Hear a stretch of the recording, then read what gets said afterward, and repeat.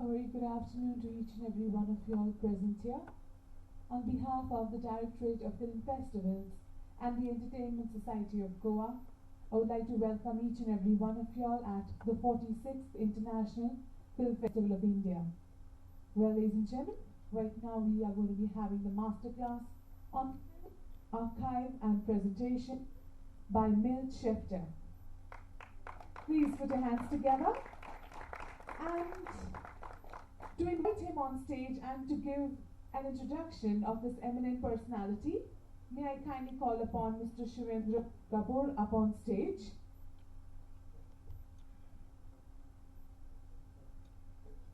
Mr. Shivendra is an eminent filmmaker of India and also the founder of Film Heritage Foundation. Well, now I'm going to be handing over the mic to Mr. Shivendra as he is going to invite upon Mr. Milt Shefter and Mrs. Joy Shefter as well in a few more moments. Thank you. Good afternoon, everyone.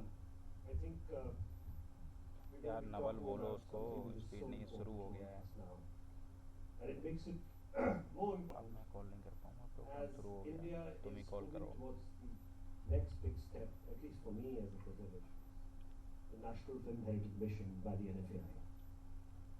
I think no one better to talk about it, to guide us, than this man who's probably done everything on preservation.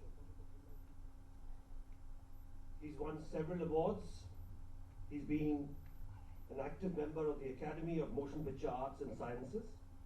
He directs the American Society of Cinematographers annual Outstanding Awards. He's been the past president of the Association of Moving Image Archivists. He was also a design consultant for the US Library of Congress, and the list can go on and on. Interestingly, he's also published two publications which he gave me on his last trip to Mumbai. Is the dilemma which we all are facing even today as we move on to digital technology. It is two publications, the digital dilemma. Ladies and gentlemen, it's a great honor to welcome Mr. Milt Shefter and his wife Joy Shefter back to India. And can I ask the director of the film festival to come on the stage and felicitate them, our warm Indian felicitation. Thank you, Milt.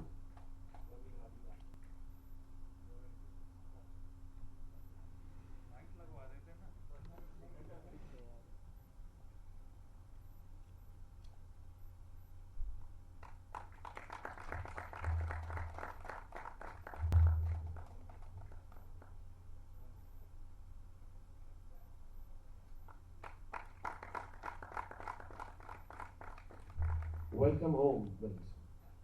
Now I'm going to ask Milton to take us through his grand plan. But are we going to have question and answers? How are we going to divide it? Milt? You would ask the question and answer in the middle, or should you want me to come on the stage and help you on that? You decide. You decide. Yeah, you decide the way you want it. Yeah. Thank you.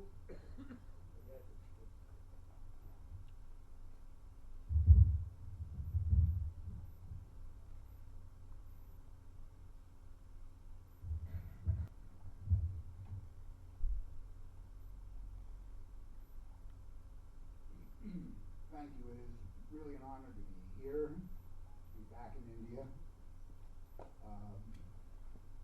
I'd like to thank the festival for all the wonderful hospitality. We've had an enjoyable few days, an awful lot of talking, which probably cost me my voice.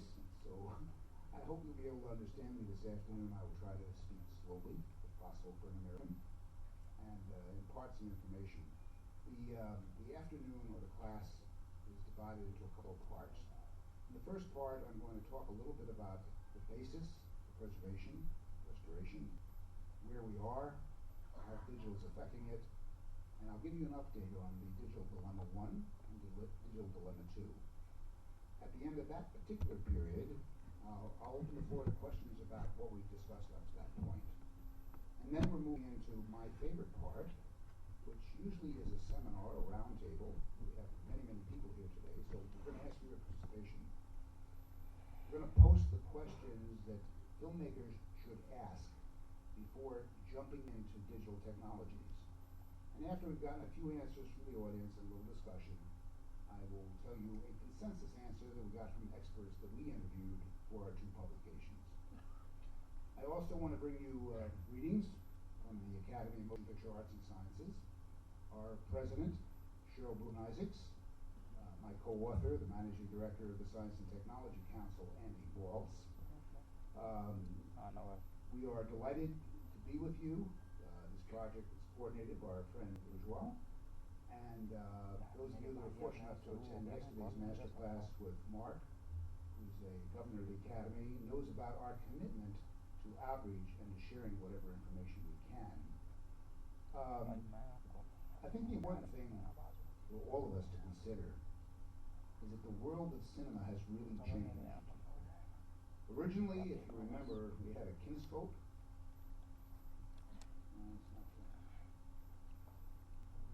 One second.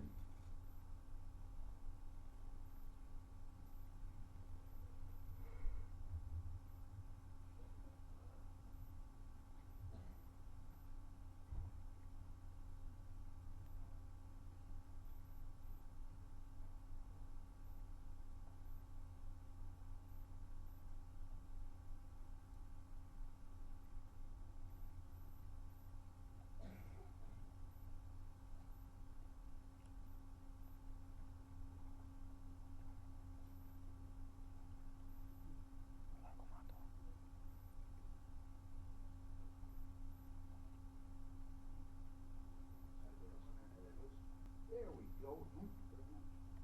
Technology at work. So for those of you that don't know, this is the original Edison kinescope. The concept here is individual viewing. It's really a first experience with moving image by flipping through stills. In the 1950s, though, television entered our living rooms, and news from around the world brought everything right inside your doorstep. To fill time, local stations bought packages of films to telecast. And we were back to individual viewing, watching movies, kind of more of an individual moving experience, but without the darkened theaters and the anticipation and that shared audience experience. As TV became the main source of news, vendors sold the stations and the networks using a thing called videotape. For those of you who are familiar with it, we had something like 75 different formats of videotape in its introduction in the mid-50s. No standardization, no backward compatibility. But they sold the stations on using this because it was a medium that could be erased and used again and again and again. It was called ENG, Electronic News Gathering. And that meant basically erasing what used to be the morgue, a description that was borrowed from the newspaper world.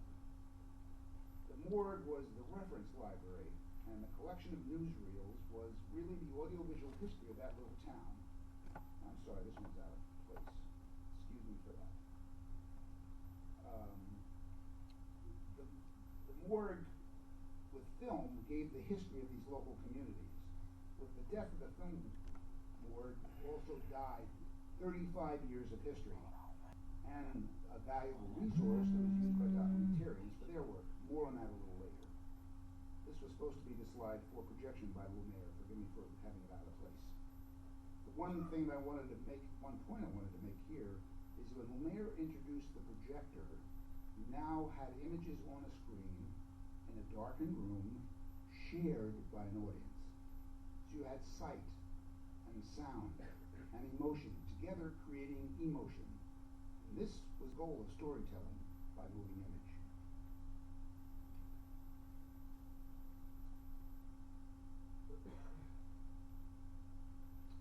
So, in the 2000s we moved into digital, the wonderful world of zeros and ones. Let me see if I can put this data explosion in context. We're told that our brain processes 50,000 to 60,000 thoughts per day. Don't know whether that includes daydreaming. but that's 35 to 48 thoughts per minute. Now, by contrast, in the 3rd century BC, the Library of Alexandria housed the total sum of human knowledge. Today, all of us have access to 320 times that amount. Google, for example, processes 24 petabytes per day. They handle 3 billion requests a day. That's 1,000 times all of the printed material in the U.S. Library of Congress. Facebook, we all know about Facebook, they upload something like 10 million photos every hour, and on and on and on. So, what does that have to do with the Academy? Well, most people know about the Academy from our annual TV show called the Oscars. How many of you saw last year's show? Okay. How many agree with the choice of Birdman? Okay. There's a lot more to the Academy than Oscars, truthfully. And the Academy also acknowledges the arts as well as the sciences, and we'll come to that. We're actually founded in 1927. We're an honorary, non-profit membership organization. This photo of our founders is kind of interesting because some of you may recognize the actress Mary Pickford and her husband, actor Douglas Fairbanks. Today we are truly international, and we're pleased to have almost a dozen members from India. Of course, our latest addition is a young actor by the name of Dev Patel, who's the class of 2015. We welcome him as a member. So, by charter, the Academy really does not engage in matters of labor, or commerce, or politics. We do more than 100 public programs a year. Our Margaret Herrick Library has about 60,000 books, 12 million photos, and 30,000 movie posters. Our Academy Film Library, which many of you know about, is the 4th largest film archive in the United States, with over 100,000 items.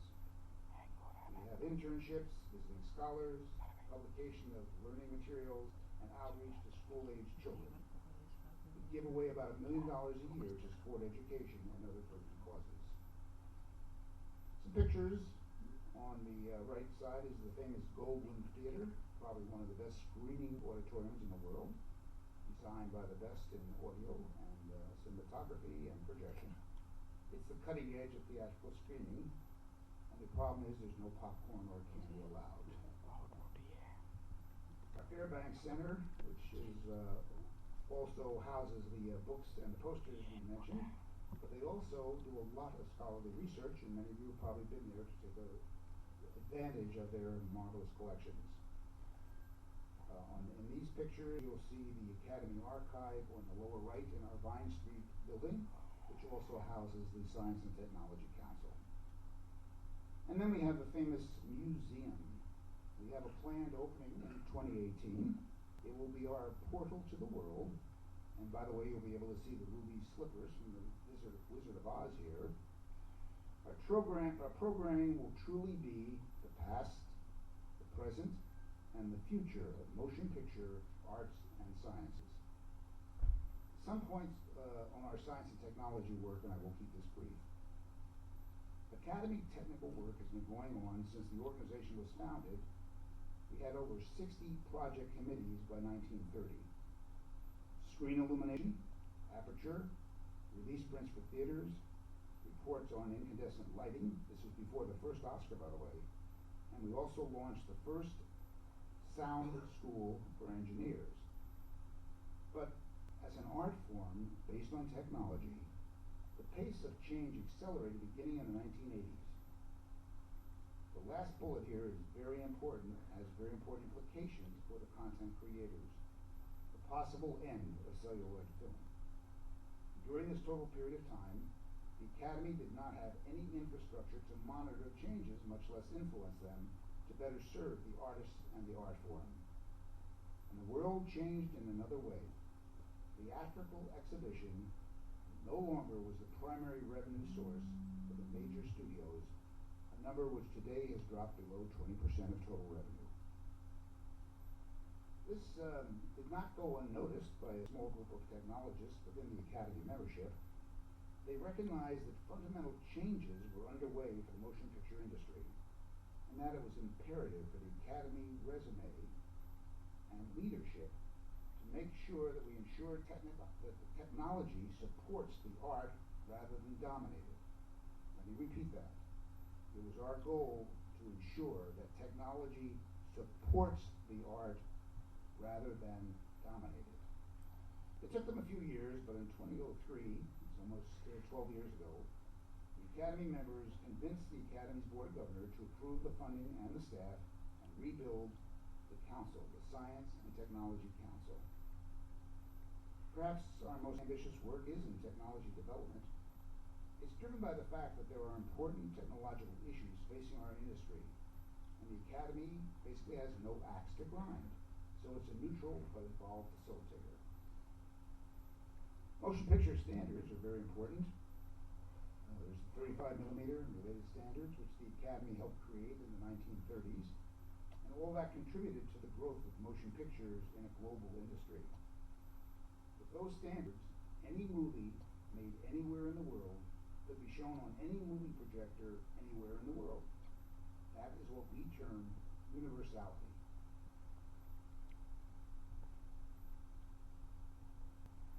It is relatively simple to create standards on film. Here's an example of the familiar Academy countdown leader. This was standardized in the 1950s and attached pretty much to every reel of motion picture film. Things got a little more complicated with digital, as you can see, but this is the first standard from the reconstituted Science and Technology Council. And then there's the biggest problem of all, which is better described as a dilemma. A dilemma is defined as a problem offering two possibilities, neither of which is practically acceptable. Now, we're not film Luddites, and digital has many, many advantages. But as they say, you don't get something for nothing. We cannot lose our cultural record like Birth of a Nation, Intolerance, Citizen Kane, Lawrence of Arabia, Sound of Music, Casablanca, which kicks off your inaugural Classic Films program tonight, and many, many more. So the Academy began to look into this issue of long-term preservation of digital materials beginning in 2005 and determined it's not a problem, it's a dilemma, a digital dilemma. Published in 2007 and downloaded and shipped over 10,000 copies globally and still downloaded every day. Our last figures show that we're downloading about 500 copies a week of Digital Dilemma 1 and over 1,000 copies of Digital Dilemma 2. That's per week. It defines the dilemma, and it researched not just the motion picture industry, but other sectors as well. It's been translated to several languages, including Marathi, and we just had word that it will also be translated to Hindi. It won an award from the Society of American Archivists.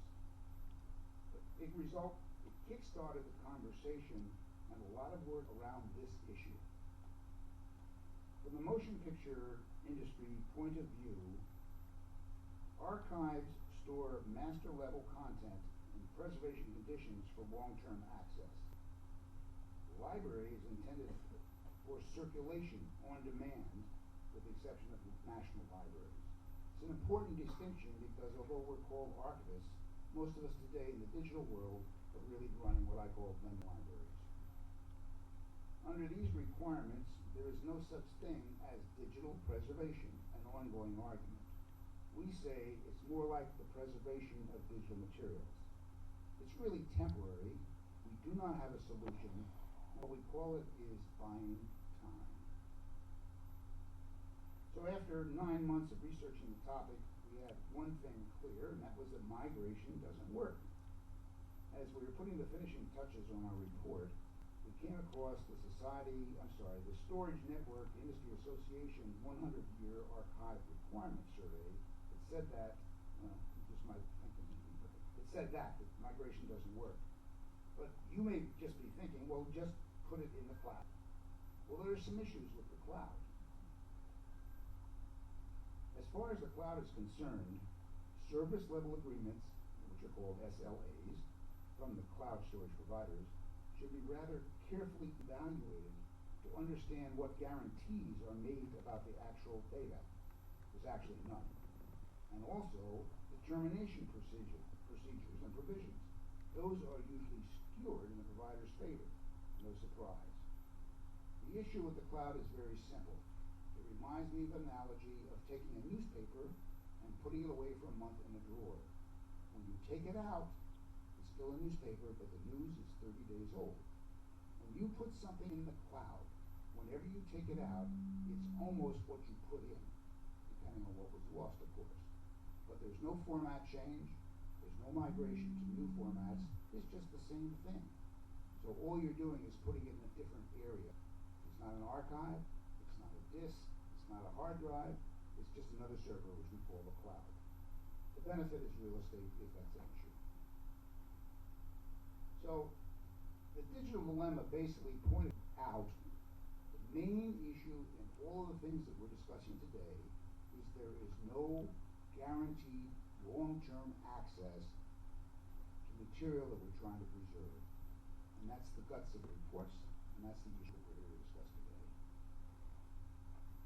Film, of course, has problems, had a lot of problems, soft emulsions, but it does have a guaranteed long life.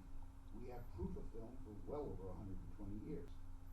So therefore we have long-term guaranteed access with film. The cinema industry knows what it is to lose content for an industry that not only makes its living by having unfettered and perpetual access to its product. A significant portion of our collective cultural record is tied up in this art form, and we really cannot allow it to be put at risk, especially because of a poorly thought out transition to a new technology infrastructure. The motion picture industry traditionally is rather insular, but as I mentioned earlier, in this particular case, we thought we can't be possibly the only ones dealing with this issue. So we looked at other industries, and we learned that we were not the only ones facing this issue. Matter of fact, everyone in our research, all the government agencies, the science agencies, business, everyone had the same issue and the same problem. No guaranteed long-term access to digital records and material. And what we actually suspected was confirmed. Technological obsolescence is good for vendors and bad for customers.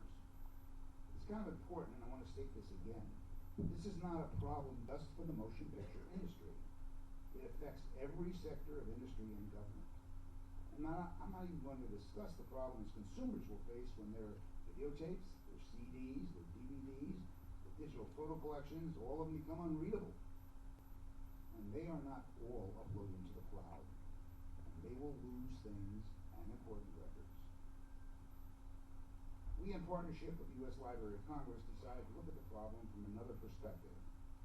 Our first report focused on organizations with money and resources, studios, large archives. This report looked at the dilemma from the perspective of independent filmmakers, documentarians, nonprofit audiovisual archives, the people with no money or resources. And again, thousands of copies were downloaded. Been translated into Brazilian, Portuguese, Korean, and others, and the goal still was to provide support documentation for project funding. To restate who this report covered, you can see independent filmmakers, documentarians, nonprofit archives. And by the way, the Academy is a nonprofit for the film archive. So here's how we went about it. We interviewed people, we did surveys. Matter of fact, one of the interviewers we talked to said we shouldn't call them independent filmmakers. They were very dependent on family, and friends, and contacts for funding, food, staffing, costumes. You know how that story goes.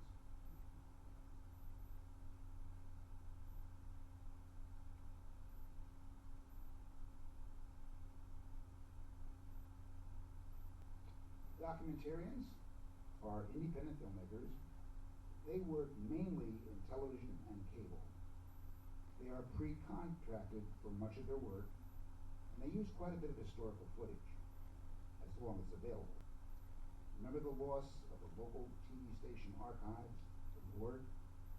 Documentarians will find that if they start looking at material from 1985 on, there is one big black hole in their history.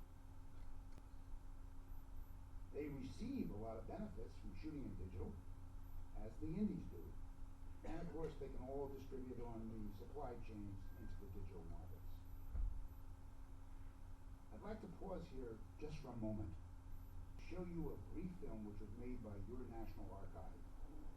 I saw it yesterday at their exhibit and asked to be able to show it to you.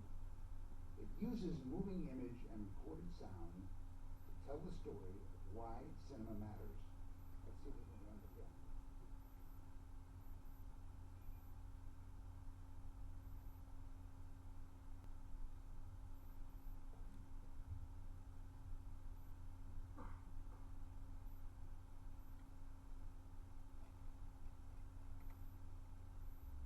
Silence! Lights! Roll sound! Sound rolling! Roll camera! Rolling! Action!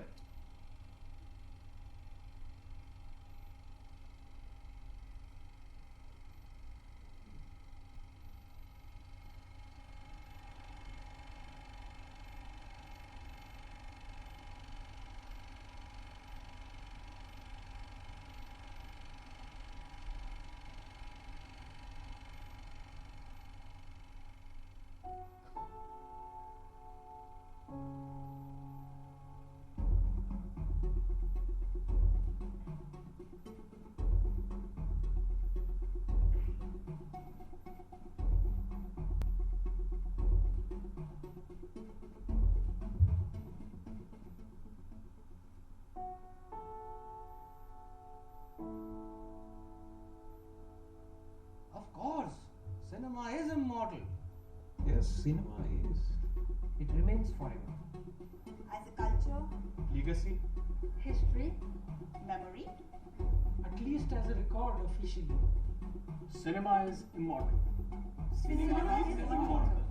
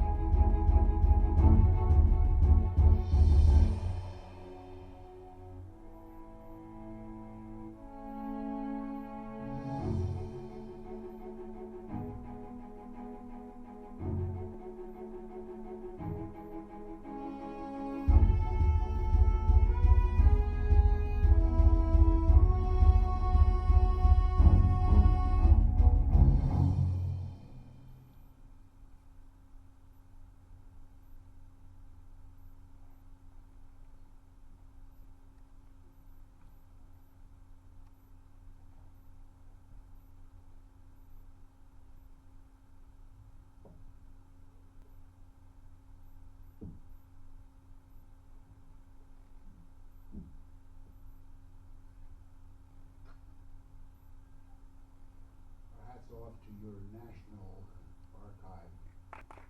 Wonderful job. I must tell you, I'm so impressed. I've asked for a copy of that to take back to the States, and I'm going to show it to them there. This is magnificent because it uses moving image, recorded sound to tell the story we're trying to sell. Cinema is very move on.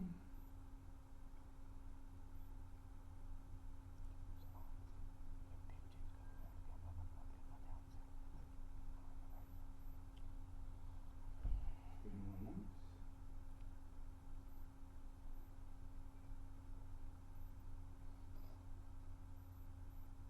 Okay. We found that there is a tremendous lack of technological knowledge when we did our report, and there's a problem for the archives of the future. We don't have a group of retired film lab technicians to pass on the knowledge that we had in the celluloid world. In this new and ever-changing technology, who is knowledgeable enough to train the trainers? Who's going to train the new archivists? Matter of fact, who's going to define the position? So one of the things that we recommended is collaboration. We think collaboration is justified in that the whole is greater than the sum of the parts. It's safe to say that any collaboration is good collaboration, and we encourage everyone here, to find a way to do something with a partner or group of partners, spread the cost, spread the need of labor, spread all of the elements that make an individual archive's problems. We tried to get some updated figures for you on storage. This was kind of interesting because we ran into a similar issue when we researched our first two reports. We found that the current surveys, the information was not validated, samples were just too small, and the figures really didn't add up. We did find one number I wanted to share with you. Thomas Coughlin Associates did report on behalf of the storage industry in Los Angeles and the United States that the cost of storing 1 petabyte of content starting this year for a 20-year period, and that's assuming a hardware refresh, new HDD arrays or tape media, and doing that refresh every 5 years cost approximately $3.5 million. Now that's assuming declining costs in dollar per terabyte for the media. And when you use the term assuming, well, you know what that means. So that's a major figure that people are bounding around, but the fact is we really don't have a fix on it. The claim is that storage costs will diminish, but labor costs will not, neither will real estate. So the cost of storage in digital, very simply, cannot be compared to storing analog. And the reason is fairly simple. In analog, we adapted a thought process called store and ignore. Once you built your archive, you got the proper temperature, the proper humidity, you stopped degradation, you had a product with a 100-year life. In digital, there is no such thing. It requires constant manpower, which is labor, which is cost. It requires constant changes in technology, which is cost. It requires constant attention, which is cost. And the sad part is, with all of that investment, we still don't have anything that's permanent. The original reports comparing analog and digital showed anywhere from 12 to 16 times the cost of storing digital materials.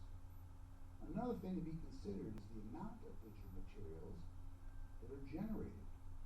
A seasoned director on a film motion picture, which would run, let's say, 10,000 feet in a theater, would shoot 150,000 to 200,000 feet, period.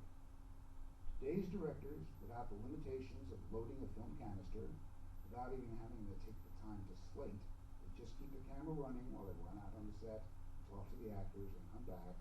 They're shooting the equivalent of 2 million feet.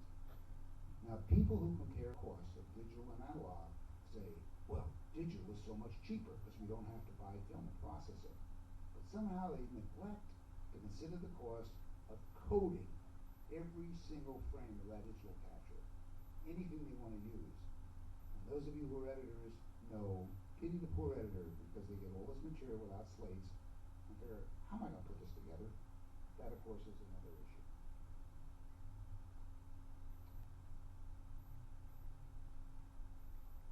Sorry, still.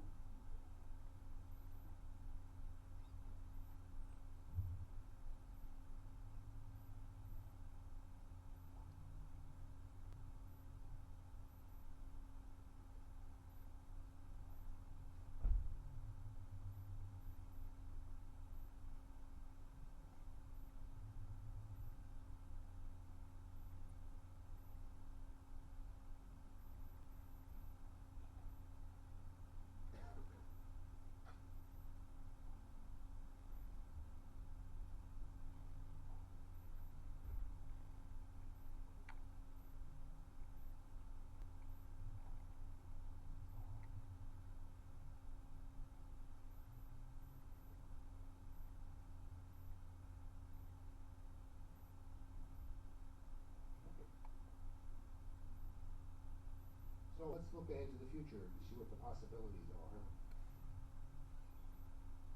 The Academy Color Encoding Standard, ACES.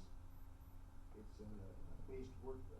ACES-based workflow. It's the first step to standardization. Those using it in production, including here in India, have seen file format stability, sustainability, and the actual reproduction of what was intended by the content creator. It is currently under review to establish a SMPTE standard, which will be called, surprise, ACES 2065-1. But it really, and unfortunately, only addresses the issue of file formats. It doesn't address the problem of the storage medium or even display technology. It is an important first step, but ACES is only a first step. To replace our chemical optical film system, we have a very simple requirement. It has to be at least as good, if not better, than film. One of our great thinkers, Albert Einstein, summed it up this way: we can't solve problems by using the same kind of thinking we used when we created them.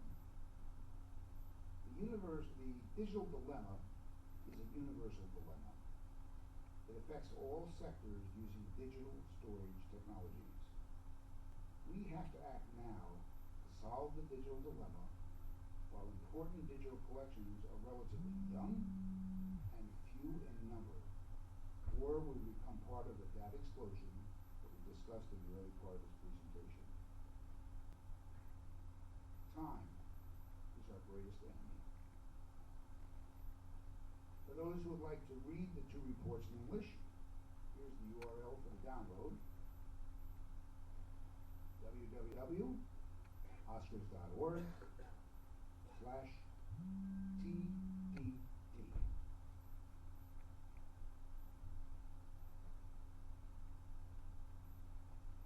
Preserving digital artifacts, even ancient artifacts and writings, is usually pretty easy. Their base materials, which are stone, papyrus, parchment, leather, ceramics, paper, whatever, they're easily stored, and they last a very long time with very little specialized care, other than keeping them out of the rain or away from bright lights and heat. Digital things, on the other hand, require a lot of effort to keep them alive for more than the useful life of a hard drive or a memory stick, which is roughly 3 to 5 years.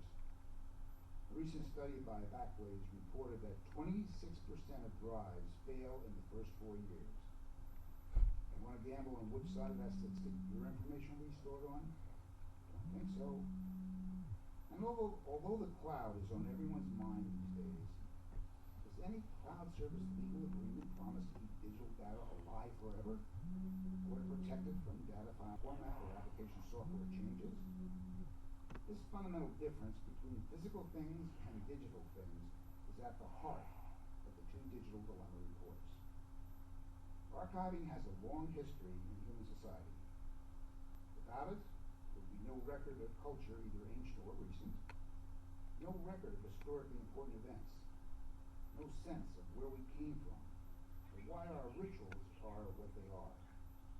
Art, literature, scientific and philosophical writings, all of these things and more depend on someone or some institution dedicated to their preservation for future generations to enjoy and to learn from. From MP3 players to cell phone cameras to the internet, digital technology has made our lives easier, more fun, and even online pet videos aside, much more productive. But as anyone who has ever suffered the heartbreak of a hard drive crash, or tried to watch home movies recorded on a now obsolete format knows, there's a dark side to storing information digitally. How do we avoid full-fledged data access disasters down the road? Again I say, time is and will be the greatest enemy of future access to digital data. And now, it's your turn. Let's hear some questions from the audience.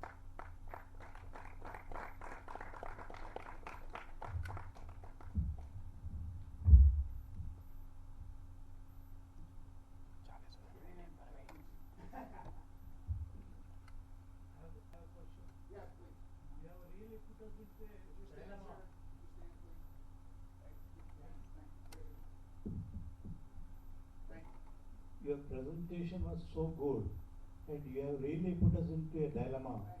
That should we keep the analog as it is, or should we go to digital now? And what happens to the if the data gets corrupted is another dilemma we need to face. So, what is the answer for the country like ours, where we are into analog as well as digital? We are working on digital cinema, and also storing is a new area for us. Well, answer is twofold. I'm reminded of the early days of videotape and the video cassette. People took home movies of their family, their children, and they transferred them to video cassette because it's much easier to show it on a television set. But then they threw away the Super 8 film, which had a known life of over 100 years, Kodachrome and Ektachrome, and would have been a better master. So what we propose is if you have something in film, as your archive does, your National Archive, do your restoration but keep it on film as a film master. There is more information in a frame of 35mm film than is yet to be used in any digital process, even those that are projected. For those that go to what we call born digital, and a lot of people are doing it, just look at YouTube, you will have to understand that what you have created has a very short lifespan. And again, if you cannot access it in the future, why preserve it? It's useless. So the term that we use is buying time. Until there is a solution to this digital dilemma, you have to face today the prospect of migration every 4 to 5 years.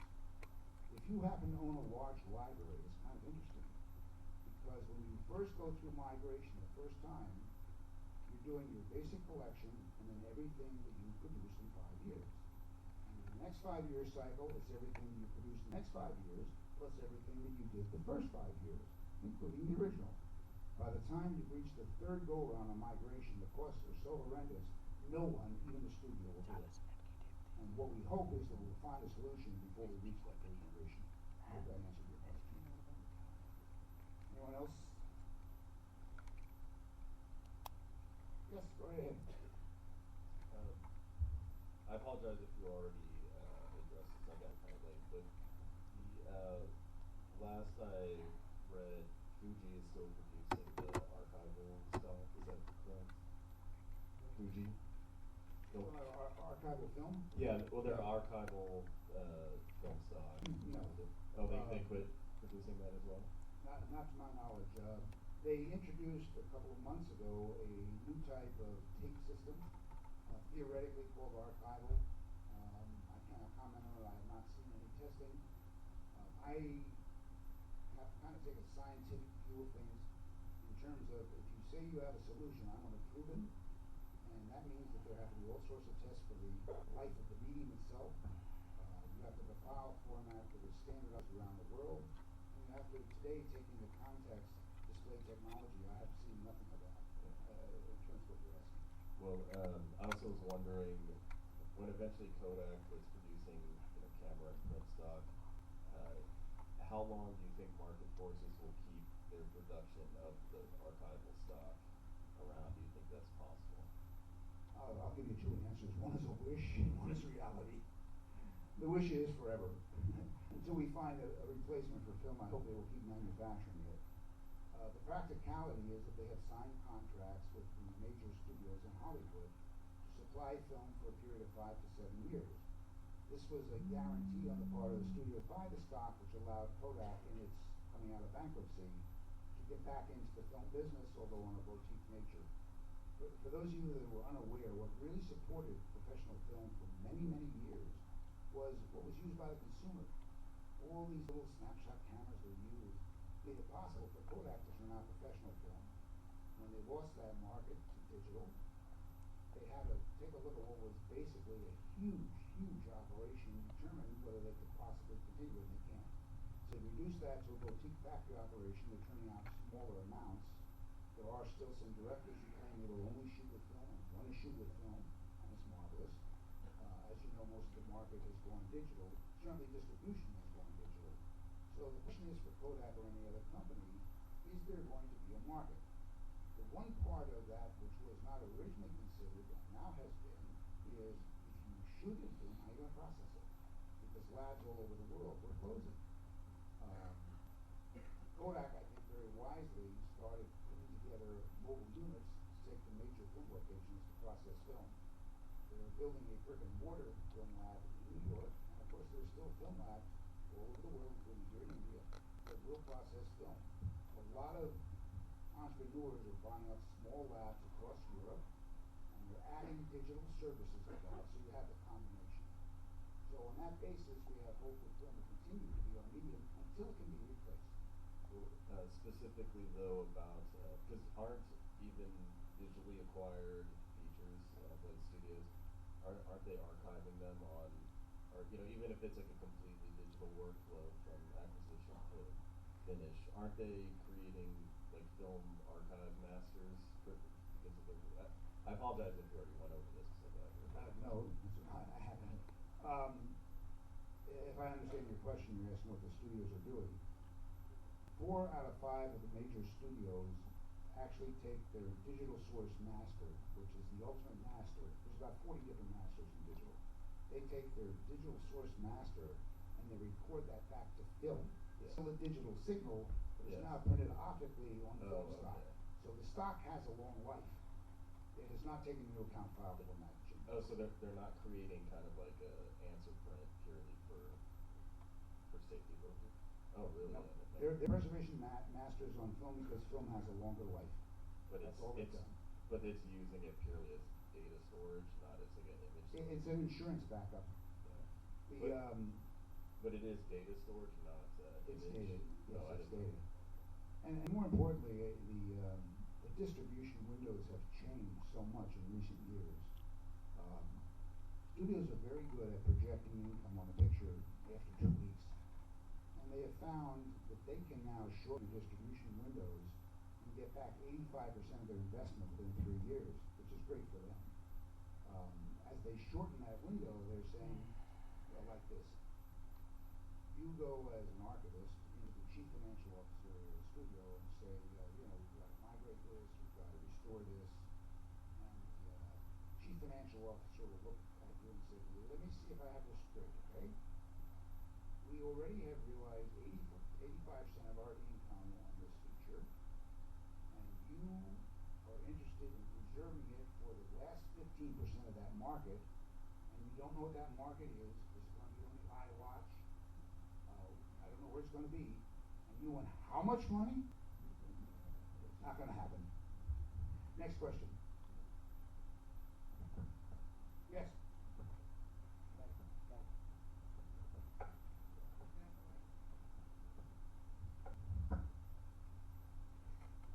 Hi, I just want to clarify a doubt. So you talked about the problem with digital or digital dilemma, as you put it. The first is the problem of migration, in the sense that the format keeps changing every 5 years or something, and we are essentially buying time, right?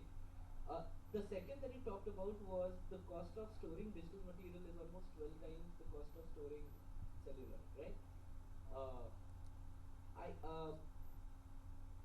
So can you talk about that a little? I didn't get that completely, in the sense that I know that you spoke about there's a lot of expenses with respect to like coding frames and everything, but intuitively, 12 times is sort of an astounding high figure. So is that is the cost of coding individual frames, because people just sort of like let it go on, is that the only reason why it's that expensive, or is there something else to it as well?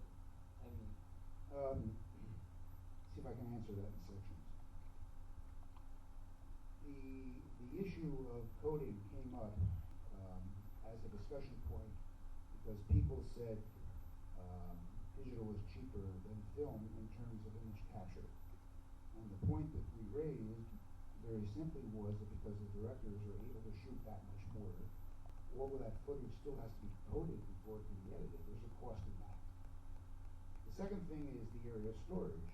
Whereas you have stored more film, with digital you have to give constant attention, constant labor, constant cost. The The storage costs, by the way, when you look at it, are based on tapes and HDD hard drives. The problem with the hard drive, as you know, is it's spinning media. And if you don't keep it spinning, you're going to lose it. In the case of tapes, I guess LTOs are used most commonly by people. The problem with that is that there's only a two-generation backward compatibility. So if you have theoretically saved your material on LTO3 and you're using LTO6 now, you're lost. So these built-in technological obsolescences, as we said, benefit the vendors, but really don't benefit the customer. I've sat on panels with vendors and I keep asking why they have to keep introducing secret sauce, proprietary formulas. And they say it's the only way they can stay in business.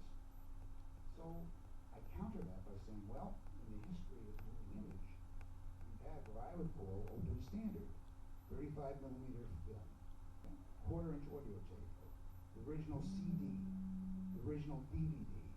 These were all open standards, and a lot of companies and a lot of people made a lot of money with them. So I don't understand the need, and I realize this particularly with the digital intermediate. It's a tremendous business. We had 21 post-production houses doing digital intermediates in Los Angeles. Every one of them had their own proprietary software, secret sauce within it, which is fine, except as one goes out of business, you don't have access to that secret sauce. You've lost everything you put in that digital intermediate. Total waste of time. So I guess the answer to your question is, the real problem with digital is that we have to compare the efficiencies you get in post-production and in distribution and in special effects with the downside of it, which is it's much more costly to store, and you have to take steps to protect it every 5 years and to restore your images. And right now there's no standard for doing that. So it becomes a huge expense. Question here. Microphone here, please. No softballs now. Hard question. No, Milton, it's not a question. You know what you were talking about as a filmmaker. I think I faced the same dilemma. I shot my film. Thank God for it. I took out a negative bin, but it was on LTO3, and they've not been able to figure out, because we are now on LTO6, and they've not been able to figure out to put it back on LTO6. And they've not been, because the equipment which was to transfer hasn't happened as yet. And we're working with Prasad very closely, and I think we're stuck. So I think one of the things as a filmmaker I can tell you that thank God for it that I shot the film. And I think the second important thing which you said, which I must tell you that I think we've all been talking as a filmmaker. Of course, we keep reading about Tarantino's big film being released on 70mm with 70mm projectors all over, or Christopher Nolan and Paul Thomas Anderson, and all the great filmmakers who are now making on film. I think the misconception in India among filmmakers, among all of us, is the importance of film, how important it is to preserve still on film, is to take back your big films, because you spend so much of money on your big films, but take out a preservation copy on back on film. And I think that dilemma is facing, and I would love it that if you could come and give a lecture even to the ministry and even to the filmmakers back in Bombay, because I don't think they know about this. They choose to ignore. This is such an important element, and I think so much would have survived. And I think the mission of the National Film Heritage Mission will become easier if Ujjwalji gives him to give a lecture to the ministry of it. You know, it's very important. Thank you, Vincent. Thank you for your comments. Yeah. Next question. Back over here. Thank you. Sir, I need your help because I am planning to do a finding research wherein in 1941, when the Second World War took place, there were a lot of our Goans who are dead and they are no more recognized. They went on the ship and they died. They died on the Second World War. As far as the Queen's verdict was concerned, she paid some money to the Indian government for the claims of the lives. Unfortunately, I am a victim of that because my great grandfather died and I have no records. I went on all the internets, they could not give me the traces. But the good thing is the Queen of England sent the money to the Indian ministry and all these war widows. And my granny was a victim to this. So I wanted to take a movie now to make it awareness that 5 rupees was given, but I cannot find the finding of the ship. So this is a archive research, but they are not telling. I cannot get it. So can you help me? Where will I find this, or how could I dig it to make awareness? I understand. It's in public interest I and in understand your international question. interest. Because the bodies even were not brought here. They were dead. They were in the water, and my granny could not even see my grandfather. That's it. I'm not the one to help you. I'm sorry. In terms of resources and searches, I think one of the sad things is the fact that we have not been able to put together an international record of all the holdings of all the archives. I know we have tried it in the United States twice. American Film Institute tried it. EMEA tried it when I was president, and we just couldn't get enough cooperation. It's interesting because the archives, at least in the States, are very interested in trading. If they're doing a showing of a particular artist or a series of films from a particular genre, and they need something, they will reach out to other archives and they'll trade. I have an extra copy of this, can I give you that, and would you give me yours, and so on and so forth. But the actual record keeping is not there. I know this sounds pedestrian, but probably the best chance you have of finding any information is to go on Google. They have an amazing backlog record of so many different things. If you go onto, I think it's Google Scholar, you have an in-depth search engine that can probably get you as much information as would be available. That's as much as I can do to help you. I'm sorry. Yeah, thank you so much. Okay, one last question, and then we move to the second half. Before we go, Uh-oh. I think, Mr. Yes, sir. I have to thank you especially on behalf of the Director of Film Festivals and the Ministry of Information and Broadcasting for playing a vital role in ensuring that this collaboration between the Oscar Academy and DFF could happen, and we have this exciting masterclasses by eminent experts from the Academy, and we hope that it continues next year. I have just one question, is that regarding this art reservation, are there any special institutes to train people in the United States? How do you do it? Is there a special course or something especially for artists? Because we are just starting this mission here, and I don't think in India we have any special course to train people who are actually engaged in archives.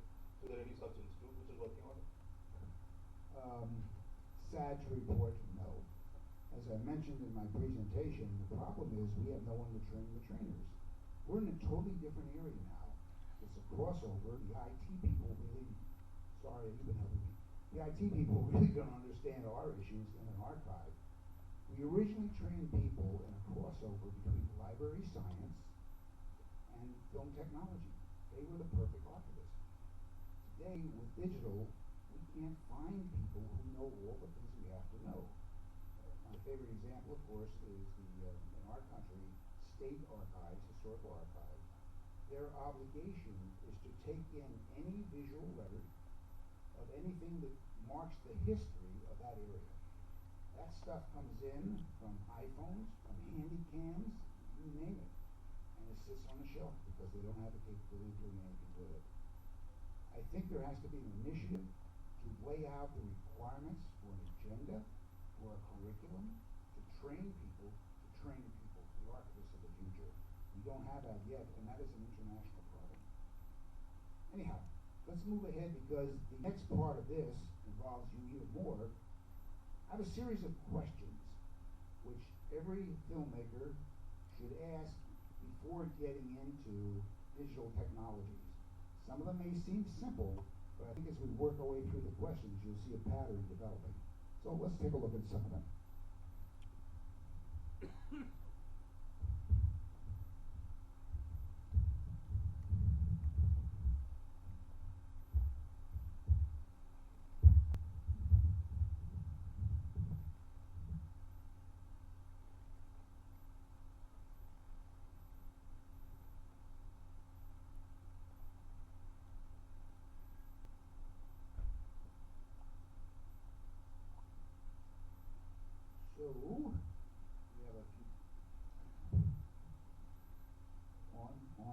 Okay, fine. All right, so we have a few questions, and after we've had a chance to discuss these things, I'll give you a consensus answer, not necessarily the correct one, because there are no correct answers, but this is based on a series of interviews we had with experts to answer these questions. So here's the first one. How stable is my Blu-ray BDR media? We use this because we found a lot of independent filmmakers saying, oh yeah, I have a master, it's a Blu-ray. Or DVD, okay. Any answers? Come on, this is your part of the afternoon. I'm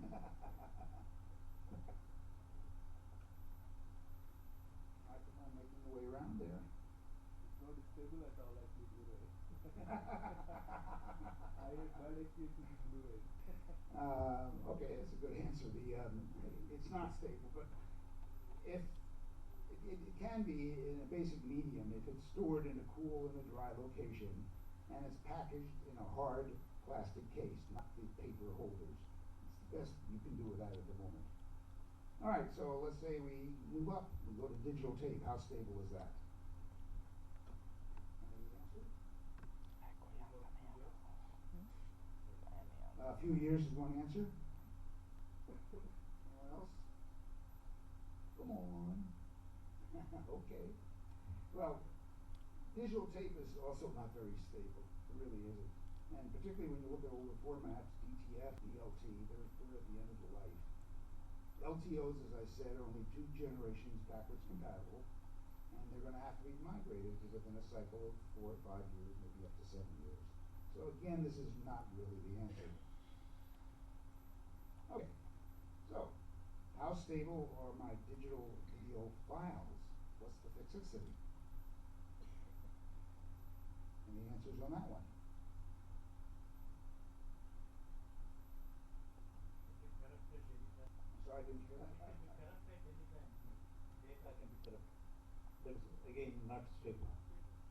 Not stable. Okay, we agreed that. The files, of course, need to be in a managed environment. You've got to have bit checks.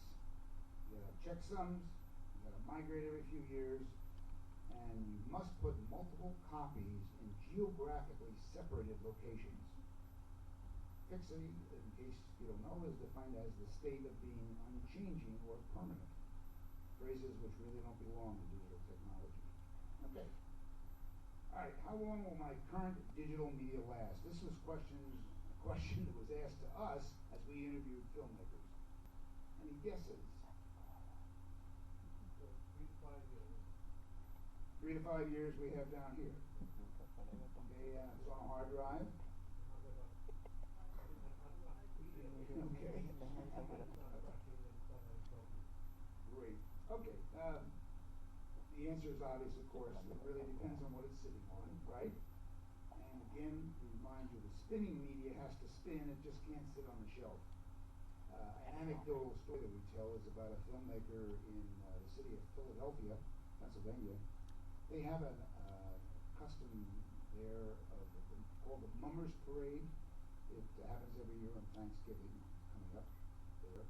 Mummers are people that look like they're cockney. They dress in uniforms with buttons sewn all over, and they strut around with feathers. It's kind of visually beautiful. He had, as a documentarian, studied them for 7 years and photographed interviews, etc. One day he decided to show his family and his friends what this program was going to look like. So he made a DVD, compressed of course, and on a Sunday sat in the living room with his family and friends and watched it. And like every director, he was taking notes, thinking he could tweak this and fix that and so on and so forth. That's Sunday. Tuesday he goes into his edit suite and decides to fix it. And his hard drive did not play back. And 7 years went down the drain. This was reported in Filmmakers magazine. Just one example of how fragile the so-called digital medium is. When and where should I store my digital media? I guess we have to forget about the costs involved in this question. Any answer?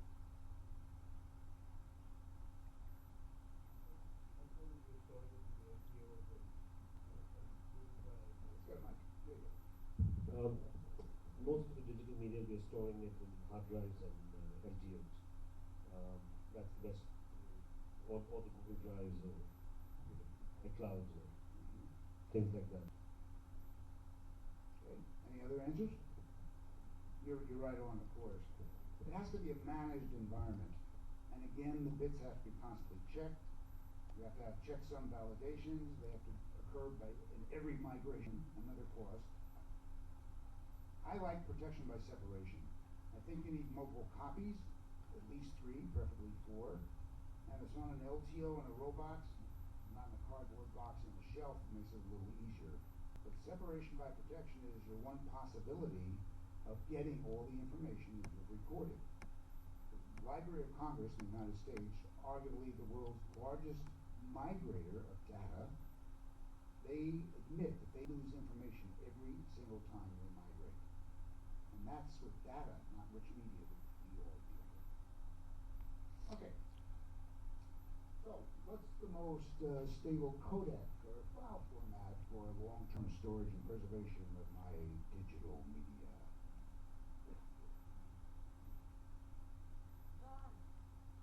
What was that?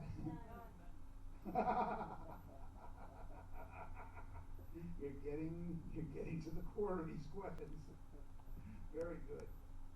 Well, let's say we use a 5-year life, which is long-term for digital. An uncompressed JPEG, 2K, MFX, ASO2 wrapper should be sufficient for the time being.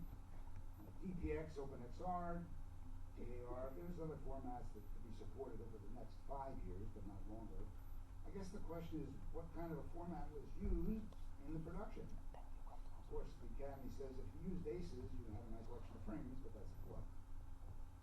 Moving along. What is the most stable hardware for the long-term storage of my digital media? Anybody? Okay. Actually, that one depends. There are trade-offs. You have to combine for both performance and storage costs. Mag tape does have a lower cost. The big question always is hard drives or flash drives. Just think about that one for a moment. And should I utilize cloud services to archive my digital media?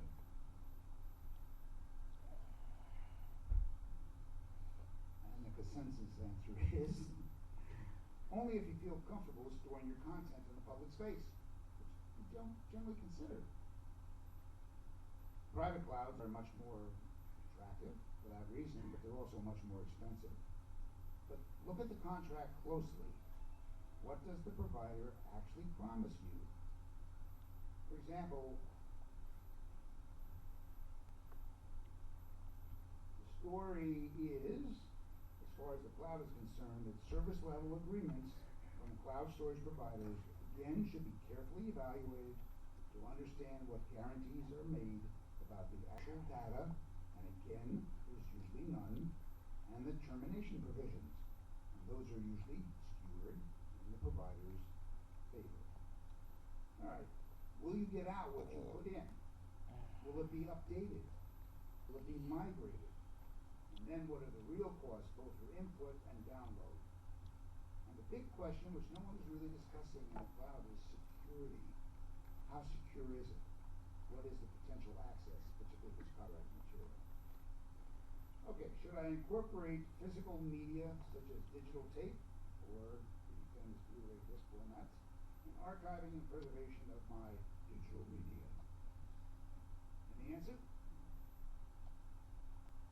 Okay. For pre-existing content, keep the physical assets even after migrating to a digital record. And going forward, consider direct deposit into an archive. And if I'm correct, I think the archive here has a policy of accepting deposits at no cost. Is that correct? That's what I heard today. Great way to encourage the use of the archive appropriately.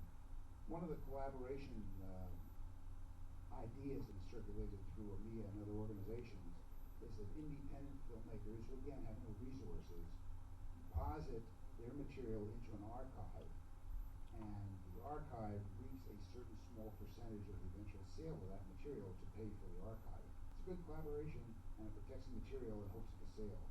What we're finding in the independent film market is that by the time they get it to market, they come to a film festival like Goa, they hope a distributor will pick it up, and sometimes it takes more than 5 years for that actually to get to the market. And when they go to turn the master over to the distributor, guess what? The hard drive doesn't work. So there are a lot of issues between that. Okay, we're getting down to the bottom few. How often and where should I migrate my digital media? Any answers? Rule of thumb, 5 years. 7 to 10 years is maximum. You have to have mandatory migration or you lose your content. Actually, more important is the health monitoring of the media. Because unlike film, digital media is not stored and ignored. It needs proper attention to make sure you still have content. How should I name my digital media? Good question, because you have to identify it. What is that? Perishable. Okay. Sorry, I didn't hear that. It depends on your project. It depends on what you are making. So every file you could make a name of your own choice, so that you remember as a documented evidence after every 5 to 7 years. Okay. And So why do you do that? Why do you do that? It's because it gives you an accurate finding of what you were and what you are today. So as the time goes, the process changes a lot. There is upgradations. There is it goes below. So you can identify the pockets where you are going higher, so that you could improvise your production or your film or the materials which gives you the knowledge to do better. That's it. Very good points. Let me add a few others to that. Standard file naming is crucial to the future, so you can identify your material. The name is yours. Should not be overly long, but the metadata should include the following: some title information, a unique number ID, the file type information, the standards, track, etc. The major suggestion from our experts was to be locally smart in final naming. That means to use plain English, be very consistent and clear, and obviously use unique identifiers and associate the metadata to the media. Samples, EIPR, ISAM, barcode. Okay, there's a whole bunch of other questions, but the time is getting late and I see people getting restless, so I'd like to conclude this part, and talk to you briefly about a wonderful book called Fahrenheit 451. I don't know whether all of you have read it. It's a very interesting story written by Ray Bradbury, and it's the story of a despotic dictatorship that decided it did not want the populace to have ideas, particularly those that were learned from books. So it ordered all books to be burned, and arguably Fahrenheit 451 is the temperature at which paper burns. There was a group within the populace that decided it was more important to pass on these ideas. So each of them memorized a book, and each of them took that memorized book and passed it on to the next generation, and to the next generation, and to the next generation. And so the despotic dictatorship failed in eliminating ideas because the people decided that ideas were important. However, we're talking verbally here, and in terms of motion picture preservation, I would not like to have to verbally describe the scope of the sound of music, the noir of Casablanca, which we'll see tonight, or any of the great movies go across the screen. I don't think words are big enough to describe that. That's why we say seeing the movie in a darkened theater with an audience is the real emotional experience. That is the great storytelling, and that's really what we have to preserve. Thank you for your time.